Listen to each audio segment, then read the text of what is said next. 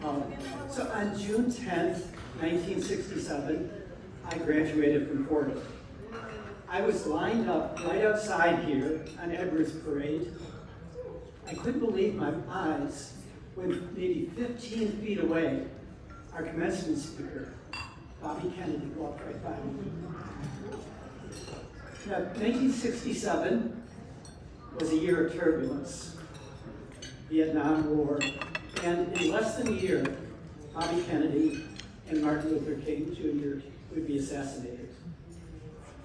Like today, the country was deeply divided over domestic and global issues.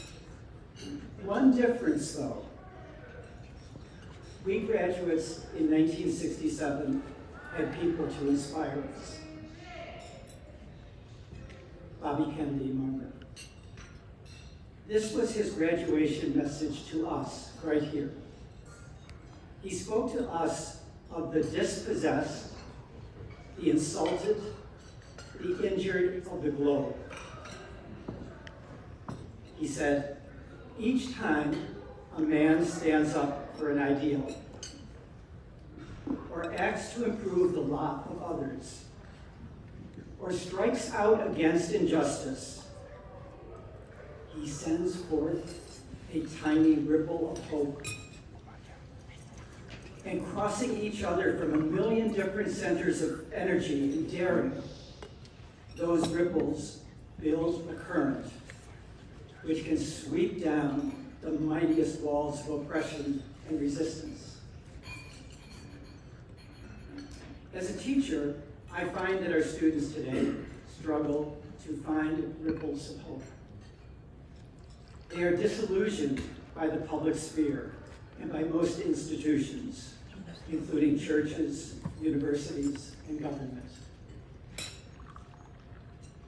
But my students at Cabrini, as well as students at Villanova, where my wife Sue taught her entire career, and Lois Tower and Kevin Ahern at Manhattan, and here at Fordham's iPad program, have consistently found that current of hope from CRS, the institution, its staff, and partners.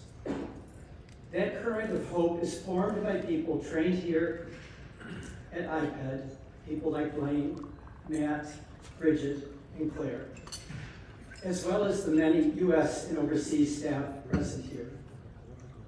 I'd be remiss not to give a shout out to Maureen McCullough and her staff who over the last 20 years collaborated on many, many great initiatives.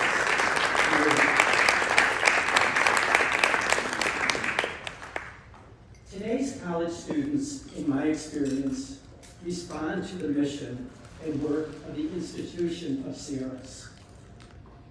As I begin the last month of my teaching career, before tiny Cabrini University closes its doors, going out of business, I am heartened by the dozens of faculty and hundreds of our college students who are drawn to the vision of CRS and its values based on Catholic social teaching and integral human development.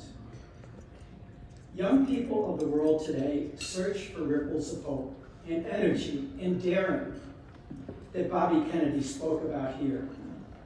It is important that our institutions rise up to inspire and especially to challenge young people, as CRS and Fordham iPad have, and join together all those centers of energy and daring around the country and around the world, to join together to find creative ways to build that current, to sweep down the walls of oppression and resistance.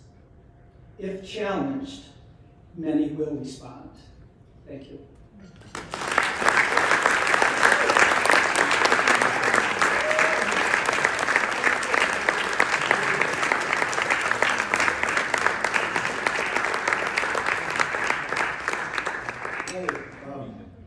Sherry, I gotta give you this book.